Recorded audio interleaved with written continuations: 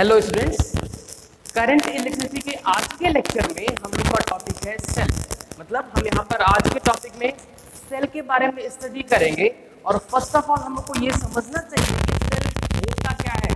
Cell किसी भी electrical network, मतलब जिसमें या तो कैपेसिटर लगा हो या रजिस्टर लगा हो या इंडक्टर कॉइल लगा हो, इसमें सेल क्या करता है, करंट फ्लो कराता है। करंट फ्लो कराने का मतलब चार्ज को मूव कराता है। ठीक है, तो सेल वो डिवाइस है जो किसी भी इलेक्ट्रिकल नेटवर्क में करंट को फ्लो कराता है। ठीक है स्टूडेंट्स, चलिए इसकी डेफिनेशन पे आते हैं। It is a device which maintains a continuous flow of charge. Flow of charge का मतलब क्या है स्टूडेंट्स? फ्लो ऑफ चार्ज का मतलब है current. Flow of charge in an electric circuit या electric network. An electric cell converts chemical energy into electrical energy. अब cell के अंदर क्या होता है, दो इलेक्ट्रोड्स होते हैं। आप लोगों ने केमिस्ट्री में पढ़ रखा होगा कि दो इलेक्ट्रोड, एक कैथोड और एक एनोड, और कुछ इलेक्ट्रोलाइट्स फिल किया जाता है और वो इलेक्ट्रोलाइट्स का पॉजिटिव और नेगेटिव टर्मिनल पर डिपॉजिट होने लगता है, जिस वजह से केमिकल एनर्जी इलेक्ट्रिकल एनर्जी में कन्वर्ट होती है। अभी इसको हम लोग बहुत थॉरली देखेंगे। फिलहाल आपका जो सेल है वो एनर्जी का सोर्स होता है स्टूडेंट्स, चार्ज का नहीं। चार्ज उसमें पहले से ही होता है, चार्ज को फ्लो कराता है, चार्ज को एक टर्मिनल से दूसरे टर्मिनल तक मूव कराता है, ना कि सेल चार्ज का सोर्स है। ठीक है स्टूडेंट्स, चलते हैं सेल के बारे में कुछ और स्टडी करते हैं। ये डेफिनेशन है, आप इसको नोट कर लें और ये जरूर याद रखिएगा कि सेल एनर्जी का सोर्स होता है, ना कि चार्ज का। यहां पर स्टूडेंट्स दो टर्म है जो कि सेल के बारे में सबसे ज्यादा कंफ्यूजिंग होते हैं। एक होता है सेल का ईएमएफ, इलेक्ट्रोमोटिव फोर्स,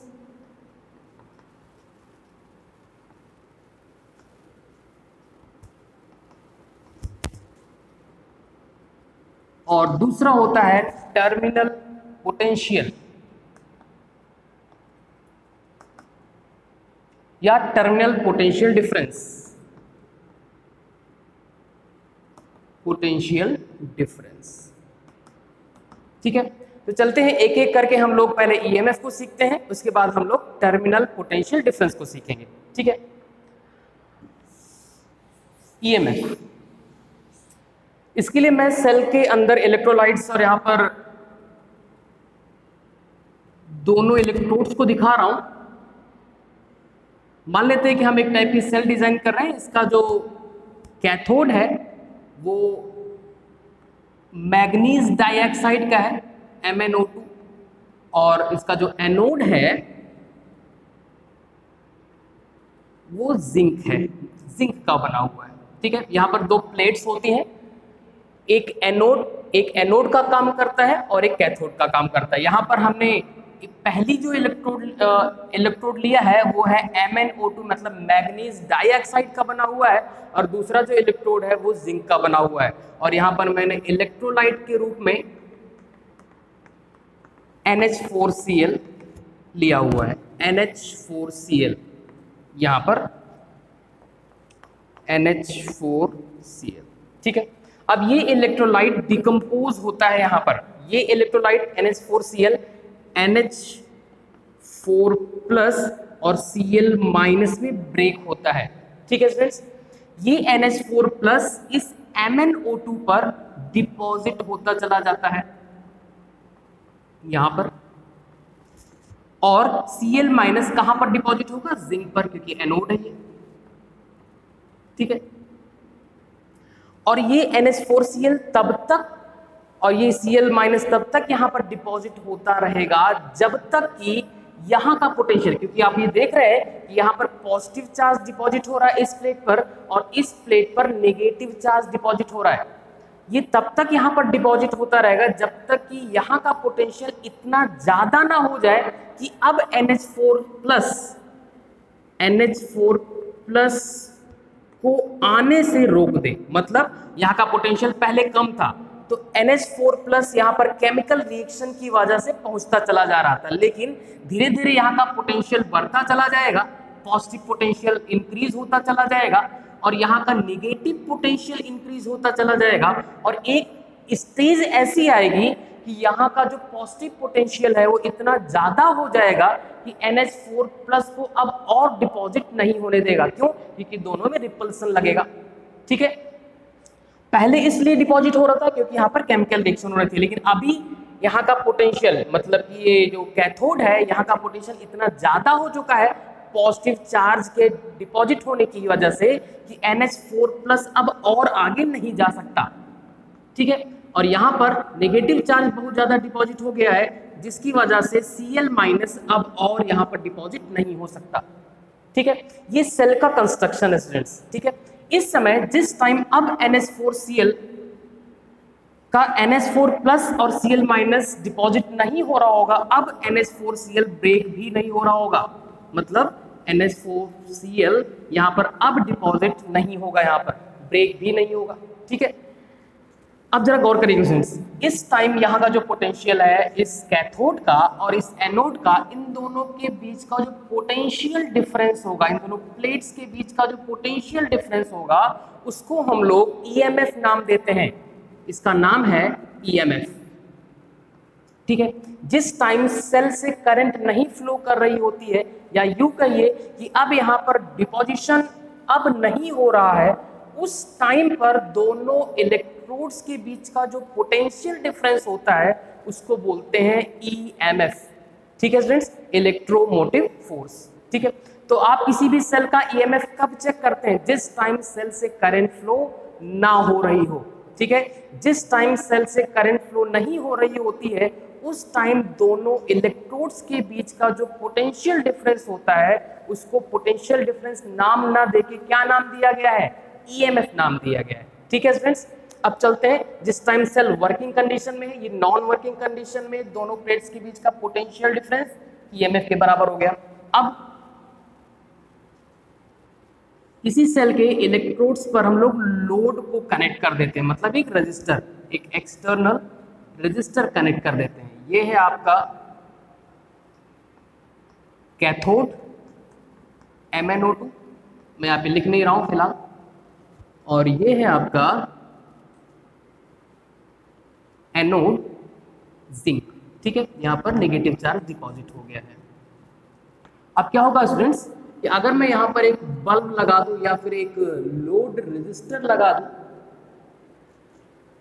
तो यहाँ का जो इलेक्ट्रॉन होगा या नेगेटिव चार्ज होगा वो नेगेटिव चार्ज इस रजिस्टर के थ्रू मूव करके यहाँ के पॉजिटिव चार्ज को न्यूट्रलाइज करेगा। ठीक है, अब इस रजिस्टर के थ्रू ये इलेक्ट्रॉन मूव कर रहा है तो करंट किधर से किधर चलेगी स्टूडेंट्स? नेगेटिव चार्ज के चलने की जस्ट अपोजिट डायरेक्शन में करंट होती है, कन्वेंशनल करंट। इलेक्ट्रॉन अगर ऐसे चल रहा है तो करंट इस तरीके से होगी। ठीक है स्टूडेंट्स, अब यहाँ पर इस लोड के थ्रू इलेक्ट्रॉन मूव करने लग गया है, मतलब अब सेल वर्किंग कंडीशन में आ गई है। अब यहाँ पर जरा गौर करिए, तो ये इलेक्ट्रॉन जब इधर से इधर आएगा तो इस पॉजिटिव चार्ज को न्यूट्रलाइज करेगा। ठीक है, फिर ये इलेक्ट्रॉन गया इस पॉजिटिव चार्ज को न्यूट्रलाइज कर गया, धीरे धीरे करके यहाँ का पोटेंशियल कुछ कम होने लगेगा, यहाँ का पॉजिटिव पोटेंशियल कुछ कम होने लगेगा और यहाँ का नेगेटिव पोटेंशियल भी कुछ कम होने लगेगा स्टूडेंट्स। ठीक है, लेकिन जिस टाइम ये पोटेंशियल कम होने लगेगा, मतलब यहाँ का जो चार्ज डिपॉजिट हुआ था यहाँ पर पॉजिटिव वाला और यहाँ पर नेगेटिव वाला, ये जैसे जैसे कम होगा अब फिर से NH4Cl ब्रेक होने लगेगा NH4 प्लस और Cl माइनस में, और ये NH4 प्लस यहाँ पर फिर से डिपॉजिट होना स्टार्ट करेगा और ये Cl माइनस यहाँ पे डिपॉजिट होना स्टार्ट करेगा। ठीक है, लेकिन यहाँ पर एक बात गौर करने वाली है कि यहाँ पर न्यूट्रलाइजेशन की जो रेट होती है वो डिकम्पोजिशन की रेट से बहुत ज्यादा होती है, क्योंकि यहाँ पर पहले क्या होगा, यहाँ पर पहले ये ब्रेक होंगे, डिकम्पोज होंगे, उसके बाद यहाँ पर डिपॉजिट होंगे, उससे पहले यहाँ पर न्यूट्रलाइजेशन बहुत ज्यादा पॉजिटिव चार्ज और नेगेटिव चार्ज का हो जाता है। ठीक है सर, ऐसे समझिए यहाँ पर कि मान लेते हैं कि एक सेकंड में यहाँ पर जो न्यूट्रलाइजेशन हुआ है वो 4 पेयर का हुआ है। 4 पेयर का मतलब कि एक इलेक्ट्रॉन, एक नेगेटिव चार्ज और एक पॉजिटिव चार्ज, ऐसे 4 पेयर का न्यूट्रलाइजेशन हुआ है। और उस एक सेकंड में यहां पर सिर्फ एक ही पेयर NH4+ और Cl- का बन के डिपॉजिट हो पाया है। ठीक है ना। तो न्यूट्रलाइजेशन 4 पेयर का हुआ है, जबकि यहां पर जो पॉजिटिव और नेगेटिव चार्ज का जो डिपोजिशन है वो सिर्फ एक पेयर का ही हो पाया है। ठीक है ना। तो न्यूट्रलाइजेशन बहुत तेजी से होता है, जबकि यहाँ पर डिपोजिशन जो है वो बहुत धीरे धीरे होता है, उसकी रेट कम होती है। ठीक है। अब अगर आपसे पूछे कि इन दोनों पॉइंट्स के बीच का, या फिर यूं कहिए कि इन दोनों प्लेट्स के बीच का जो पोटेंशियल डिफरेंस होगा, क्या वो अभी भी E के इक्वल होगा या उससे कुछ कम हो जाएगा? बिल्कुल कम हो जाएगा। क्यों? क्योंकि यहाँ पर उतने चार्ज अब डिपॉजिट नहीं हो रहे हैं जितने कि यहाँ पर पहले डिपॉजिट थे। ठीक है। क्योंकि यहाँ पर न्यूट्रलाइजेशन की रेट ज्यादा है डिपोजिशन की रेट से। ठीक है स्टूडेंट्स। अब यहाँ पर इन दोनों टर्मिनल्स, या यूं कहिए कि इन दोनों प्लेट्स के बीच का जो पोटेंशियल डिफरेंस होता है उसको हम लोग EMF नाम नहीं देते। ठीक है। इसको हम लोग नाम देते हैं terminal potential difference. Terminal potential difference. ठीक है स्टूडेंट्स। तो किसी भी सेल में, या फिर यूं कहिए कि किसी भी सेल से जब करंट फ्लो नहीं हो रही होती है, मतलब वो वर्किंग कंडीशन में नहीं होता है, उस टाइम पर दोनों इलेक्ट्रोड्स के बीच का जो पोटेंशियल डिफरेंस होता है उसको EMF बोलते हैं। और जिस टाइम सेल से करंट फ्लो हो रही होती है, मतलब यूं कहिए कि ये वर्किंग कंडीशन में होता है, और इस कंडीशन में दोनों इलेक्ट्रोड्स के बीच का जो पोटेंशियल डिफरेंस होता है उसको हम लोग EMF नहीं बोलते हैं। अब इसका नाम होता है टर्मिनल पोटेंशियल डिफरेंस। ठीक है। और ये जो टर्मिनल पोटेंशियल डिफरेंस होता है वो हमेशा EMF से कुछ कम होता है। ठीक है। तो आपको समझ में आ गया होगा कि ऐसा क्यों है, दो अलग अलग नाम क्यों है, EMF और टर्मिनल पोटेंशियल डिफरेंस। ठीक है। टर्मिनल पोटेंशियल डिफरेंस को जनरली हम लोग V से डिनोट करते हैं, जबकि EMF को E से। एक और बात बताएं आप लोग को कि EMF इलेक्ट्रोमोटिव फोर्स में फोर्स वर्ड भले ही यूज हुआ है, लेकिन ये किसी भी टाइप का फोर्स नहीं है, ये एक टाइप का पोटेंशियल डिफरेंस है। इस वजह से EMF की भी यूनिट वोल्ट ही होती है।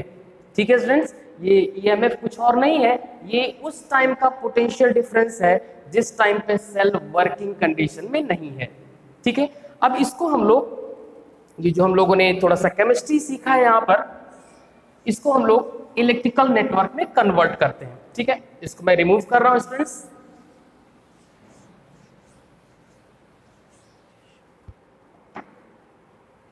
ये है आपका आउटर नेटवर्क, ये रही आपकी सेल, यहां पर मैंने की लगा रखी है। ये मान लेते हैं ये जो सेल है वो कुछ 18 वोल्ट की है। अब ये जो 18 वोल्ट है स्टूडेंट्स, ये इसका EMF है। EMF को कुछ लोग E से भी डिनोट करते हैं, कुछ लोग एप्सिलॉन से भी डिनोट करना पसंद करते हैं, आपकी जो मर्जी वो करिएगा। EMF जो है वो 18 वोल्ट का है, और अभी मैंने इसको ऑफ कर रखा है। ठीक है। ये जो रेजिस्टर है इसका रेजिस्टेंस कुछ 3 ओम ये कंसिडर कर लेते हैं। 18 वोल्ट की सेल आपने अप्लाई किया, अभी अभी आपने मार्केट से एक सेल नई लिया है जिसने अभी कोई वर्क नहीं किया है, और इस टाइम पर इसके दोनों इलेक्ट्रोड्स पॉजिटिव और नेगेटिव, एनोड और कैथोड के बीच का जो पोटेंशियल डिफरेंस है उसको हम लोग EMF बोलेंगे, जो कि 18 वोल्ट है। ठीक है। अब इसको मैंने ऑन कर दिया। ठीक है फ्रेंड्स। जब मैंने इसको ऑन किया तो इसका मतलब ये करंट फ्लो करने लग गई, और इस 3 ओम के रजिस्टर पर मैंने मेजरमेंट के लिए एक आइडल वोल्टमीटर लगा रखा है। वैसे आइडल कोई चीज होती नहीं है, लेकिन फिर भी हम लोगों ने मेजरमेंट के लिए एक आइडल वोल्टमीटर लगा रखा है जिसका रेजिस्टेंस इन्फिनिट है। ठीक है फ्रेंड्स। अब यहाँ पर ये करंट जाएगी इस आउटर रेजिस्टेंस या लोड रेजिस्टेंस से होते हुए फिर से इसके नेगेटिव टर्मिनल में वापस आ जाएगी। ठीक है। यहां पर जो ये वोल्ट मीटर है उसकी रीडिंग ऑफिशियली 18 वोल्ट होनी चाहिए। क्यों? क्योंकि ये जो बैटरी है या फिर सॉरी ये जो सेल है इसका एक टर्मिनल यहाँ पे कनेक्ट है और दूसरा टर्मिनल यहाँ पे कनेक्ट है। तो जो पोटेंशियल ड्रॉप सेल का है या पोटेंशियल डिफरेंस सेल का है वही पोटेंशियल डिफरेंस इस दोनों पॉइंट्स के बीच का भी होना चाहिए, जिसका मेजरमेंट कौन बताएगा? ये वोल्ट मीटर। ठीक है, तो वोल्ट मीटर का जो रीडिंग होना चाहिए था वो 18 वोल्ट होना चाहिए था स्टूडेंट्स, जबकि इतना नहीं होता है। ये जो वोल्ट मीटर है उसकी रीडिंग 18 वोल्ट ना होके मान लेते हैं इस टाइम 12 वोल्ट है, कुछ कम होती है। क्यों? क्योंकि यहाँ का जो पोटेंशियल डिफरेंस है अब वो ईएमएफ के इक्वल अब नहीं रह पाएगा, क्योंकि सेल अब करंट फ्लो कराने लग गया है। ठीक है, तो अभी यहाँ पर जो इसका पोटेंशियल डिफरेंस है, मतलब कि जो 3 ओम का जो ये वायर लगा हुआ है इसके इंड्स पर पोटेंशियल डिफरेंस 12 वोल्ट का है और आपने अप्लाई किया था 18 वोल्ट का। ठीक है, तो यहाँ पर पोटेंशियल कम कितना हुआ? 6 वोल्ट का पोटेंशियल कहीं खो गया है, अब उसको ढूंढना है आपको। ठीक है, वो 6 वोल्ट कहाँ पे ड्रॉप हुआ? आपने अप्लाई 18 का किया, मिला 12 वोल्ट का, तो ये जो 6 वोल्ट का पोटेंशियल लॉस हुआ है उसको कुछ राइटर्स लॉस्ट पोटेंशियल भी बोलते हैं, वो कहां पर लॉस हुआ है वो आपको जस्टिफाई करना है। ठीक है स्टूडेंट्स, चलिए गौर करिएगा स्टूडेंट्स। तो हम लोग ये सीख चुके थे पहले कई लेक्चर्स में सीखा है कि जो पोटेंशियल का ड्रॉप करता है वो सर्किट के एलिमेंट्स होते हैं। सर्किट के एलिमेंट्स कौन कौन से होते हैं स्टूडेंट्स? वो होता है रेजिस्टर, कैपेसिटर और इंडक्टर कॉइल। यहां पर कैपेसिटर तो है ही नहीं और रेजिस्टर लगा हुआ है जिस पर पोटेंशियल ड्रॉप सिर्फ 12 वोल्ट का हो रहा है और आपने अप्लाई किया था 18 वोल्ट का। अब यहां पर एक और टर्म आता है जिसको बोलते हैं इंटरनल रेजिस्टेंस। ठीक है, सेल का इंटरनल रेजिस्टेंस। ये जो 6 वोल्ट का पोटेंशियल लॉस हो गया है, पोटेंशियल ड्रॉप एक्स्ट्रा जो हो रहा है, ये पोटेंशियल ड्रॉप होता है इस सेल के इंटरनल रेजिस्टेंस पर। ठीक है, चलिए देखिए स्टूडेंट्स, यहाँ पर आई एम्पीयर की करंट हमने मान रखी है, यहाँ पर 12 वोल्ट का पोटेंशियल ड्रॉप ये शो कर रहा है, 3 ओम का यहाँ पर रेजिस्टर है, तो इन दोनों पॉइंट्स ए और बी के बीच में हम V = IR अप्लाई कर रहे हैं। ठीक है, तो V = IR, तो I = कितना हो जाएगा? I = हो जाएगा V/R। इन दोनों पॉइंट्स के बीच में पोटेंशियल कितना है? 12। I = V/R कितना है? R है 3 ओम। मतलब कितनी करंट फ्लो कर रही है इस सर्किट में? 4 एम्पियर की 4 एम्पियर की करंट फ्लो कर रही है। ठीक है, और अब यहां पर एक और टर्म यूज कर रहे हैं हम लोग, इंटरनल रेजिस्टेंस। इंटरनल रेजिस्टेंस को यहां पर शो किया जाता है सेल के साथ एक छोटा सा जिगजैग मार्क से, और इसको जनरली डिनोट करते हैं स्मॉल r से।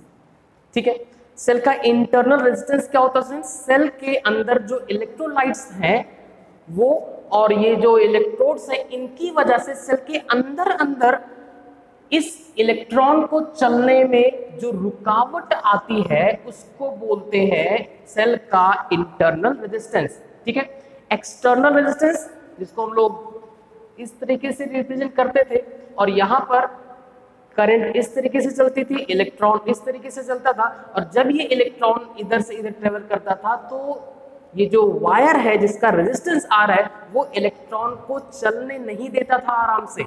ठीक है, मतलब इसके चलने में थोड़ा सा रुकावट बनाता था। ठीक है ना, ऑब्स्टिकल है ये। तो यहाँ पर जो भी ऑब्स्टिकल है उसका जो रेजिस्टेंस है उसको हम लोग R से डिनोट करते थे। बिल्कुल वैसे ही ये इलेक्ट्रॉन इस पूरी सर्किट का एक चक्कर लगा रहा है, चक्कर लगा के फिर यहीं पर आ रहा है, तो एक आउटर रेजिस्टेंस है, ये इसके रास्ते में रुकावट डालेगा। दूसरा, ये जो इलेक्ट्रोलाइट है NH4Cl का, इसके जो मॉलिक्यूल्स होंगे ये भी इस इलेक्ट्रॉन के चलने में कुछ रुकावट डालेंगे। ठीक है, तो सेल के अंदर इलेक्ट्रॉन के चलने में जो रुकावट डाली जाती है सेल के इलेक्ट्रोलाइट्स की वजह से, उसको बोला जाता है सेल का इंटरनल रेजिस्टेंस। और ये सेल का जो इंटरनल रेजिस्टेंस है वो कई फैक्टर्स पे डिपेंड करता है, इसको हम लोग आगे इसकी चर्चा करेंगे। लेकिन अभी के लिए सेल के अंदर इलेक्ट्रॉन के रास्ते में जो रुकावट डाली जाती है उसको बोला जाता है सेल का इंटरनल रेजिस्टेंस। ठीक है स्टूडेंट्स, तो यहां पर उसको सर्किट डायग्राम में कैसे रिप्रेजेंट करते हैं, सेल के इंटरनल रेजिस्टेंस को वो इस तरीके से रिप्रेजेंट करते हैं।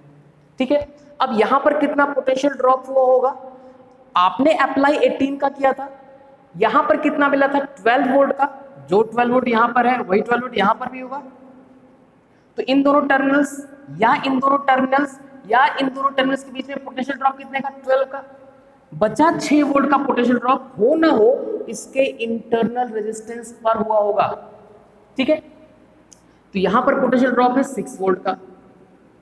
अब इसको ऐड करिए तो यहां पर 12 वोल्ट और ये 6 वोल्ट कंप्लीट हो गया 18 वोल्ट का। हमें ये इंटरनल रेजिस्टेंस चाहिए। अब इस इंटरनल रेजिस्टेंस पर फिर से V = IR अप्लाई कर लीजिए। ठीक है, सर्किट में जो टोटल करंट है वो तो 4 एम्पियर की ही है।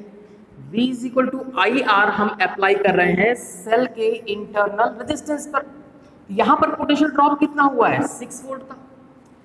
करंट कितनी स्टूडेंट्स, करंट है 4 एम्पियर की, और इंटरनल रेजिस्टेंस आपको फाइंड करना है जो कि कितना हो जाएगा 6/4, और इसको कैंसिल करिए मतलब ये हो जाएगा 3/2 मतलब 1.5 ओम। ये है सेल का इंटरनल रेजिस्टेंस। ये जिस भी सेल से कनेक्ट हो रहा है ये पूरा सर्किट, उसका इंटरनल रेजिस्टेंस है 1.5 ओम। अगर यही सेल का इंटरनल रेजिस्टेंस ना रहा होता तो जो 18 वोल्ट का पोटेंशियल ड्रॉप 18 वोल्ट की जो आपने सेल अप्लाई की थी वो पूरा का पूरा पोटेंशियल ड्रॉप यहां पर मिलता, 12 वोल्ट ना मिलता। ठीक है स्टूडेंट्स, तो यहां पर एक और टर्म इंट्रोड्यूस हो रहा है सेल का इंटरनल रेजिस्टेंस। हम लोग कभी कभी आइडल सेल की भी बात करेंगे जिसका इंटरनल रेजिस्टेंस 0 होता है, मतलब 0 होता है। ठीक है, चलते हैं इसकी रियल सर्किट पर।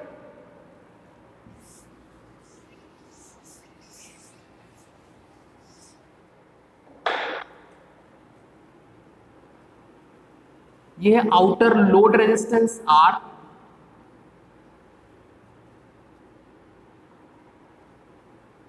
EMF की सेल, इसके साथ इंटरनल रेजिस्टेंस स्मॉल r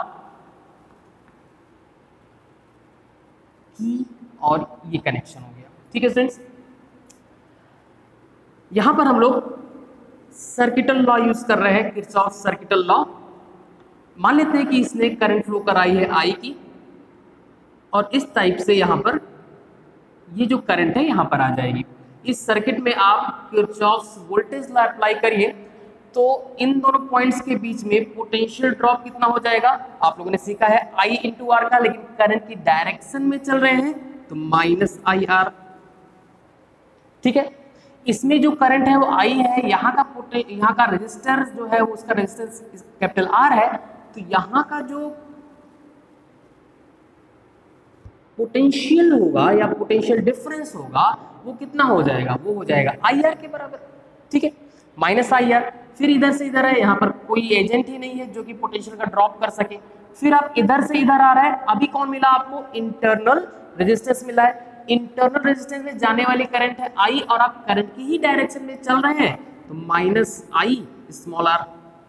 ठीक है, फिर आप यहाँ पर नेगेटिव टर्मिनल से पॉजिटिव टर्मिनल पर जंप कर रहे हैं तो यहाँ पर प्लस, और इसका जो वोल्टेज है वो E है। ठीक है, = कितना, 0। अभी यहाँ पर हम लोग इसको V ना लिख के क्या लिख रहे हैं, E लिख रहे हैं। ठीक है, क्योंकि आपने E वोल्ट की सेल लगाई थी, भले वो उतना वोल्ट शो न कर पा रहा हो, क्योंकि वहां पर आप लोगों ने देखा अभी कि कुछ इंटरनल रेजिस्टेंस पर कुछ पोटेंशियल ड्रॉप हो जाता है, जिस वजह से आपको यहाँ पर उतना पोटेंशियल ड्रॉप नहीं देखने को मिलता जितना कि आपने अप्लाई किया था। ठीक है, इसको थोड़ा सा रीअरेंज करते हैं।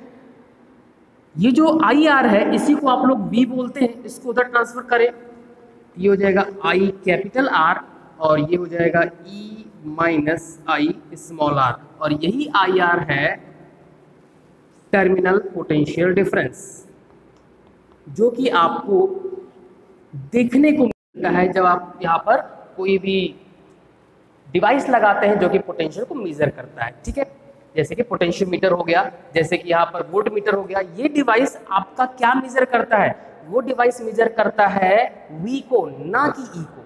ठीक है, तो ये एक फॉर्मूला है V = E - IR। जहां पर V क्या है स्टूडेंट्स, V है टर्मिनल पोटेंशियल डिफरेंस, E है लगाए हुए सेल का EMF और I है सेल सर्किट में फ्लो होने वाली करंट और स्मॉल r है सेल का इंटरनल रेजिस्टेंस। ठीक है, यहां पर आपको देखने से ये लग रहा होगा कि अगर सेल डिस्चार्ज हो रही है, ये डिस्चार्जिंग का ही केस है क्योंकि सेल करंट फ्लो करा रही है।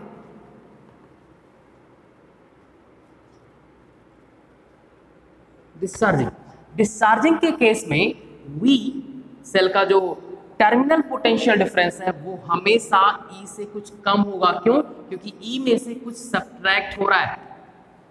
ठीक है, V is equal to E minus I R, और यहाँ पर ये जो रिजल्ट है ये आपको बता रहा है कि जिस समय सेल डिस्चार्ज हो रही होगी उस समय सेल का जो टर्मिनल पोटेंशियल डिफरेंस होता है वो EMF से कम होता है। ठीक है स्टूडेंट्स, पहला रिजल्ट।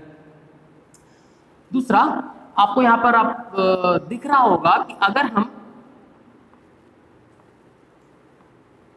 सेल से करंट फ्लो ना कराएं, मतलब करंट को जीरो कर दें, मतलब नॉन वर्किंग कंडीशन, इस कंडीशन में अगर हम काम करेंगे तो V is equal to E minus zero, मतलब V is equal to E.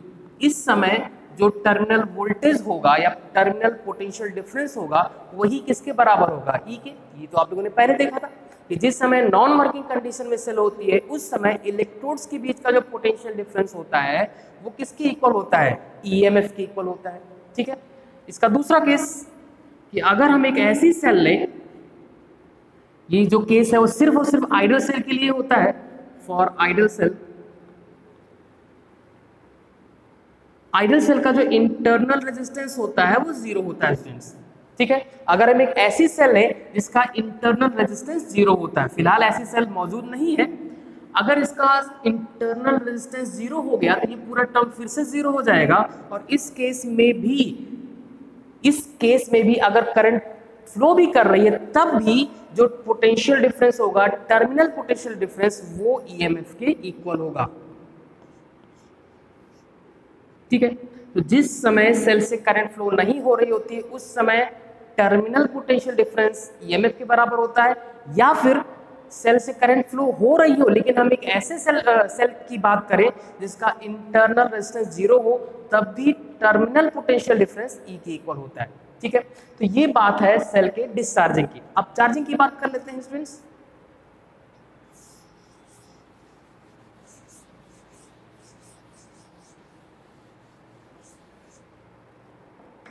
Cell की जो डिस्चार्जिंग है उसमें करंट का ज्यादा सिग्नेचर देखिए, अभी भी आप लोगों ने देखा है कि V is equal to E minus I are,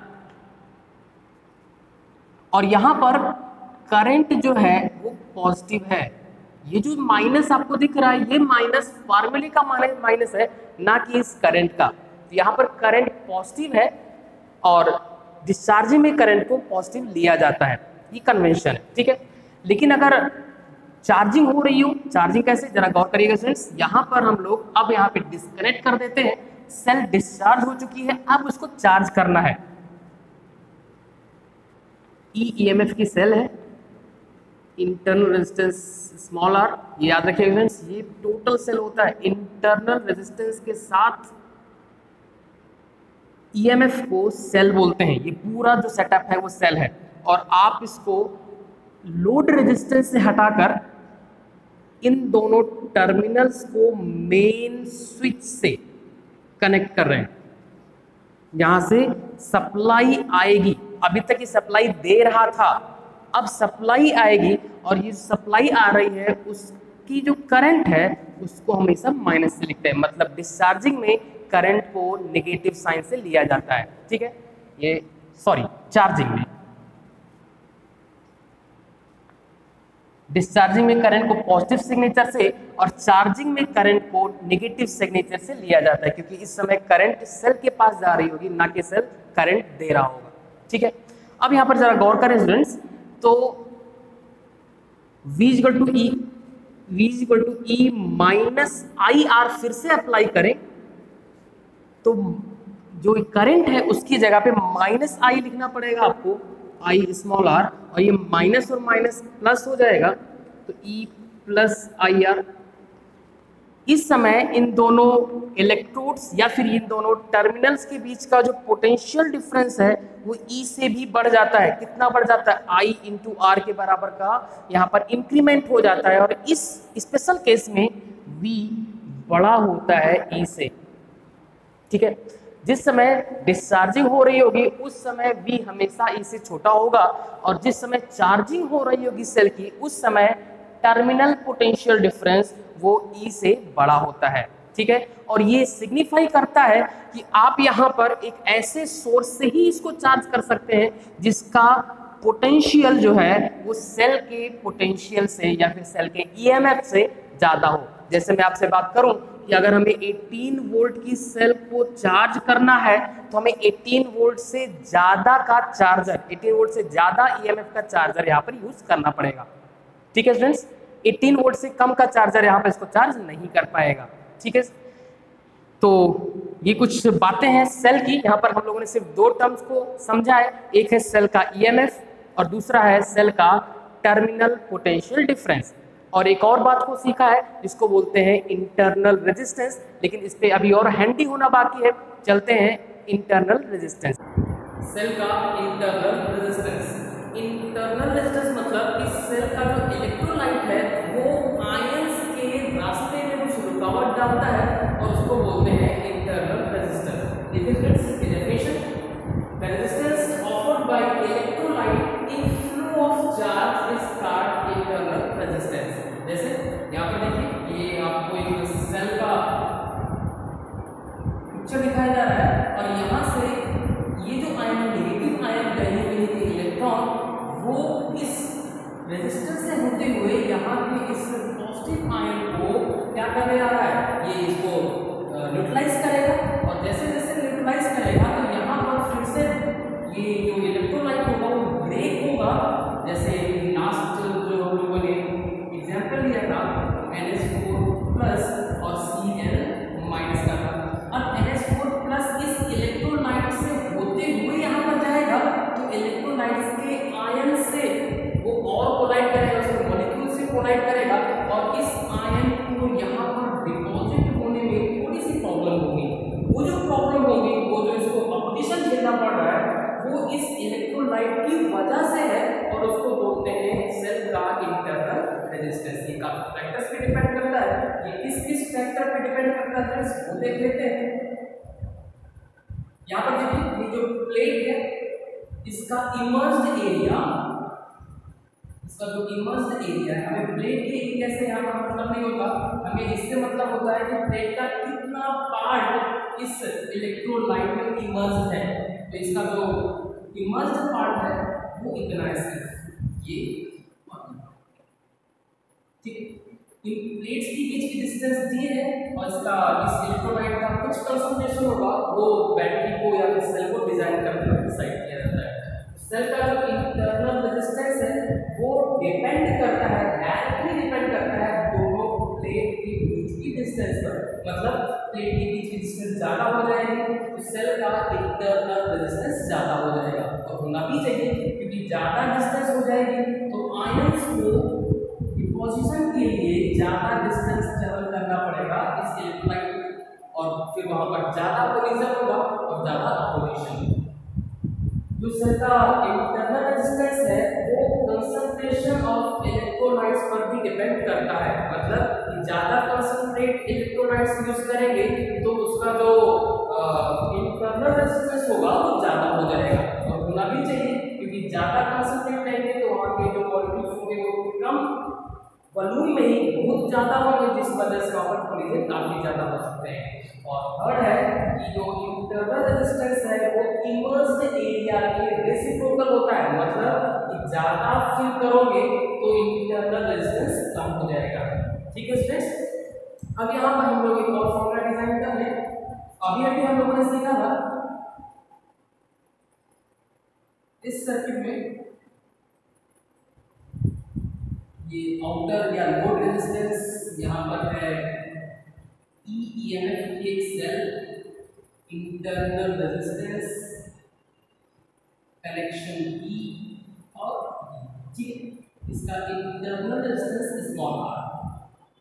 Kirchhoff का यूज किया था, कितना आ गया था फ्रेंड्स, ये minus I R minus I small R is sorry plus E equal to 0।